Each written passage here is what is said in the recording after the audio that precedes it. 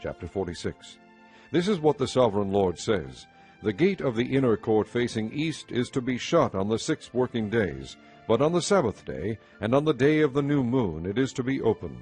The prince is to enter from the outside through the portico of the gateway, and stand by the gatepost. The priests are to sacrifice his burnt offering and his fellowship offerings. He is to worship at the threshold of the gateway, and then go out, but the gate will not be shut until evening. On the Sabbaths and new moons the people of the land are to worship in the presence of the Lord at the entrance to that gateway. The burnt offering the prince brings to the Lord on the Sabbath day is to be 6 male lambs and a ram, all without defect. The grain offering given with the ram is to be an ephah, and the grain offering with the lambs is to be as much as he pleases, along with a hin of oil for each ephah. On the day of the new moon he is to offer a young bull, 6 lambs, and a ram, all without defect.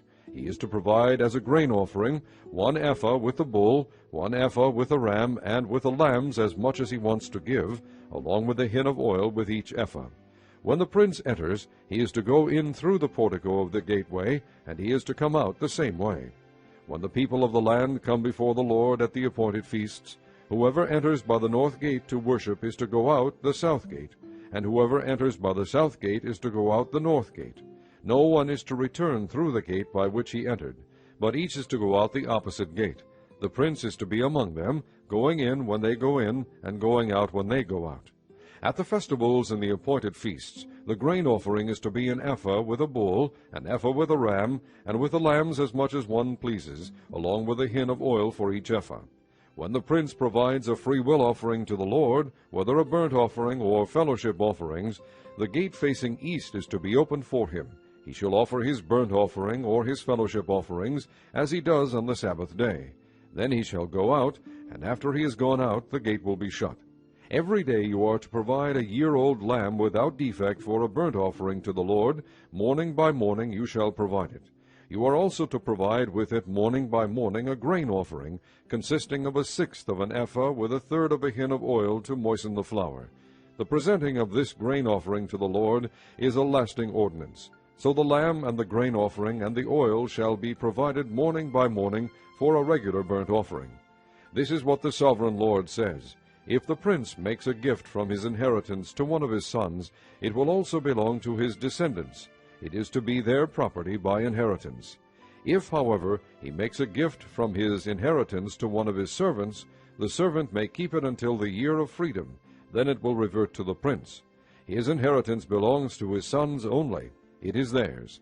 The prince must not take any of the inheritance of the people, driving them off their property. He is to give his sons their inheritance out of his own property, so that none of my people will be separated from his property.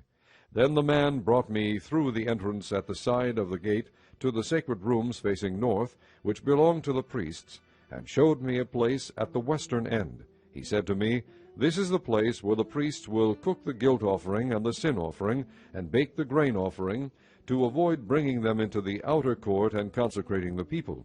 He then brought me to the outer court and led me around to its 4 corners, and I saw in each corner another court. In the 4 corners of the outer court were enclosed courts, 40 cubits long and 30 cubits wide. Each of the courts in the 4 corners was the same size. Around the inside of each of the 4 courts was a ledge of stone, with places for fire built all around under the ledge. He said to me, "These are the kitchens where those who minister at the temple will cook the sacrifices of the people."